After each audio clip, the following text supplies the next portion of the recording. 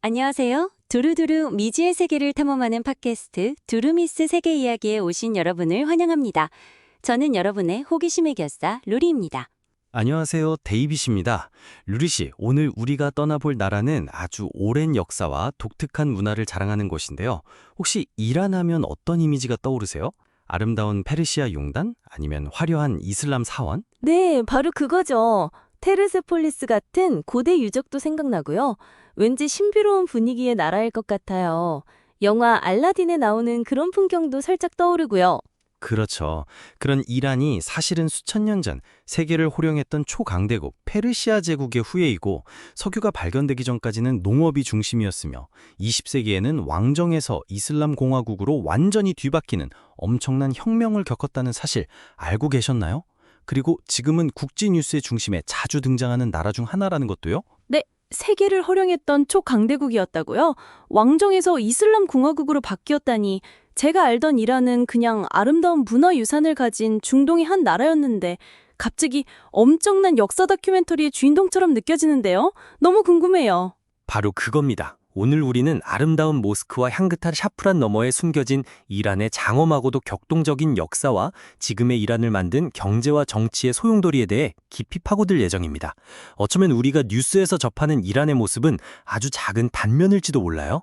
와, 정말 기대되는데요? 이란의 진짜 이야기를 들을 생각에 벌써부터 흥미진진해요. 이란의 역사는 그야말로 인류 문명의 시작과 함께한다고 해도 과언이 아니에요. 우리가 흔히 페르시아라고 부르는 지역이 바로 지금의 이란을 중심으로 한 광대한 영역이었죠. 기원전 6세기경 키루스 대제가 세운 아케메네스 왕조 페르시아는 서쪽으로는 이집트와 그리스 일부, 동쪽으로는 인도에 이르는 대제국을 건설했어요. 와, 교과서에서 봤던 페르시아 제국이 바로 이란이었군요. 그 유명한 페르세폴리스도 그때 만들어진 건가요? 네, 맞아요. 페르세폴리스는 다리우스 1세 때부터 건설되기 시작한 아케메네스 왕조의 화려한 수도였죠. 당시 페르시아는 강력한 군사력뿐만 아니라 관용적인 통치와 발달된 도로망, 역참제 등을 통해 제국을 효율적으로 다스렸어요. 조로아스터교라는 독특한 종교도 이때 널리 퍼졌고요. 조로아스터교요? 불을 숭배하는 종교라고 들었던 것 같은데 그럼 페르시아 제국은 계속 이어졌나요? 아니요, 알렉산더 대왕의 침략으로 아케메네스 왕조는 멸망했지만 그 후에도 파르티아, 사산왕조 페르시아 등이 등장하며 페르시아의 명맥을 이어갔어요. 특히 사산왕조는 로마 제국과 대등하게 경쟁할 만큼 강력했고 페르시아의 문화와 연수를 다시 한번 꽃피웠죠. 6세기에 들어서면서 이란의 역사에 또 한 번의 큰 변화가 찾아옵니다. 바로 아라비아 반도에서 발행한 이슬람 세력이 사사왕조 페르시아를 정복한 거예요. 아, 그럼 그때부터 이란도 이슬람 국가가 된 건가요? 네, 이슬람교가 국교가 되었지만 이란 사람들은 아랍 문화에 완전히 동화되지는 않았어요. 오히려 페르시아의 오랜 전통과 문화를 이슬람과 융합시켜서 독자적인 이슬람 문화를 발전시켰죠. 예를 들어 이란은 아랍어를 쓰는 다른 중동 국가들과는 달리 페르시아어, 즉 파르시를 계속 사용했고 이슬람 종파 중에서도 소수파인 시아파를 받아들여서 다수파인 수니파와 구분되는 독자적인 정체성을 형성했어요. 그렇군요.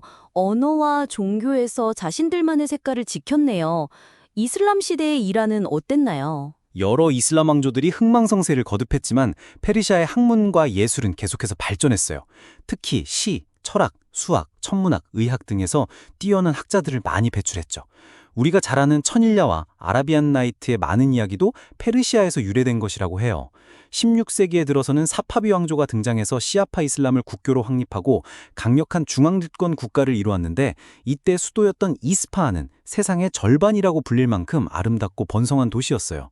지금도 이스파한에 가면 그 시절의 화려한 모스크와 궁전들을 볼 수 있죠. 정말 유구한 역사와 찬란한 문화를 가졌네요. 그럼 현대의 이란은 어떻게 지금의 모습이 된 건가요? 뉴스를 보면 왕이 없는 것 같던데요. 네, 20세기에 들어서면서 이란은 큰 격변을 겪게 됩니다. 카자르 왕조에 이어서 팔레비 왕조가 들어섰는데 특히 마지막 왕이었던 모하마드 레자 팔레비는 서구식 근대화 정책을 강력하게 추진했어요. 이를 백색 혁명이라고도 불렀죠.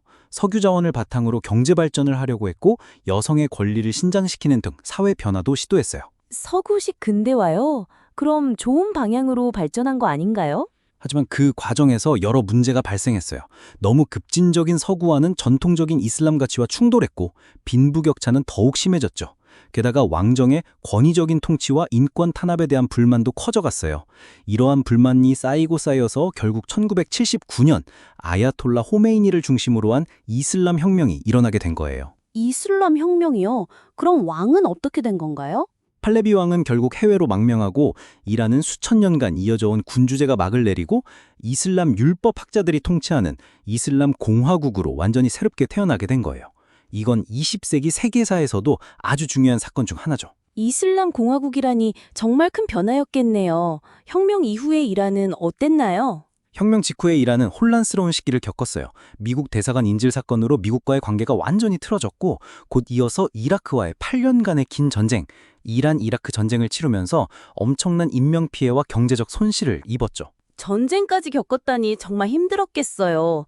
그럼 지금 이란의 정치 시스템은 어떻게 되나요? 대통령은 있는 것 같은데? 이란은 대통령도 있고 의회도 있지만 국가의 최고 지도자는 종교 지도자인 라흐바르, 즉 최고 지도자예요. 라흐바르가 국정 전반에 걸쳐 최종 결정권을 가지고 있죠.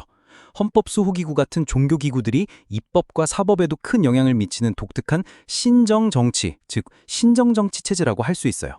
최근에는 핵개발 문제로 미국을 비롯한 서방 국가들과 갈등을 빚으면서 강력한 경제 제재를 받고 있기도 하고요. 핵 문제로 뉴스가 많이 나왔던 기억이 나요. 경제 제재 때문에 국민들 생활도 많이 힘들겠네요. 맞아요. 석유와 가스 같은 천연자원이 풍부하지만 경제 제재와 내부적인 문제로 경제 상황이 좋지는 않은 편이에요. 하지만 이런 어려움 속에서도 이란 사회 내부에서는 변화에 대한 열망도 꾸준히 나타나고 있죠.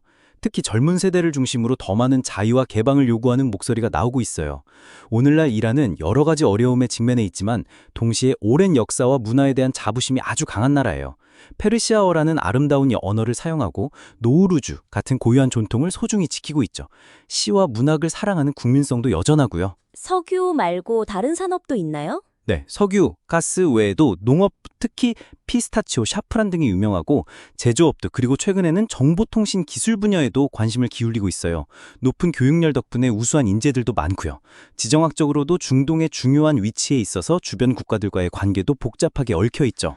오늘 데이비 씨 덕분에 이란이 단순히 뉴스에 나오는 나라 혹은 아름다운 유적지를 가진 나라가 아니라 정말 장엄한 역사와 독특한 문화를 가지고 있고 지금도 끊임없이 변화하고 있는 복잡하고 매력적인 나라라는 것을 알게 됐어요. 이란은 우리가 가진 단편적인 이미지보다 훨씬 더 깊고 다층적인 이야기를 품고 있는 곳입니다.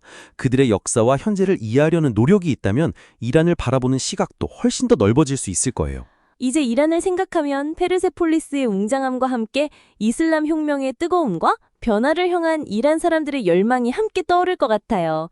오늘 저희 두루미스 세계 이야기가 청취자 여러분께도 이란을 새롭게 발견하는 즐거움을 드렸으면 좋겠습니다. 자, 오늘 두루미스 세계 이야기는 여기까지입니다. 다음 주에도 흥미로운 세계 이야기로 돌아올게요. 여러분 다음 주에 만나요. 코다하페스. 여러분, 오늘 이야기 어떠셨나요?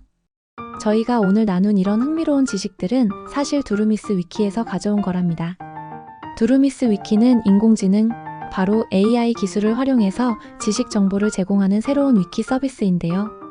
세상에는 정말 유용하고 가치 있는 정보들이 많지만 안타깝게도 여기저기 흩어져 있거나 특정 언어로만 되어 있어서 우리가 쉽게 찾아보기 어려운 경우가 많아요.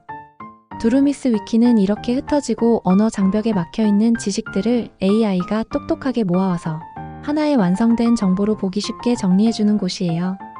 중요한 건 AI가 없는 내용을 새로 생성해내는 것이 아니라 믿을 수 있는 다양한 출처의 정보들을 꼼꼼하게 확인하고 연결해서 여러분께 좀 더 정확하고 체계적인 정보를 제공한다는 점입니다.